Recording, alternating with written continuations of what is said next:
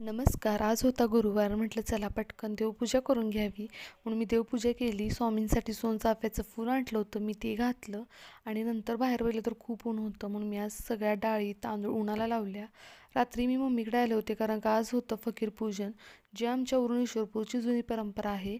Last व्लॉगला मी तुम्हाला सांगितलं होतं की आमच्या उरून ईश्वरपूरचा उरूस चालू आहे. ही आमची परंपरा 350 वर्षापूर्वीची जुनी परंपरा आहे. फकीर पूजन केलं, सगळ्यांनी नमस्कार केला आणि तुम्हाला खरं सांगायचं तर ही परंपरा आजकालची आमची नवीन पिढी ही पुढं चालवत आहे. याचा सगळ्यांना खरंच खूप अभिमान वाटतो. आणि पश्चिम महाराष्ट्रातील सर्वात मोठा उरूस अशी वेगळीच ओळख असणारा आमचा उरून ईश्वरपूरचा उरूस आहे. आणि नंतर सगळ्यांनी जेवण केलं आणि थोडेफार व्हिडिओज आणि फोटोज हे आमच्या उरुसाबद्दल तुम्हाला मी दाखवणार आहे. थँक्यू. जब तलक तू बना देना दिल की दर्द तेरे न जाए सवाली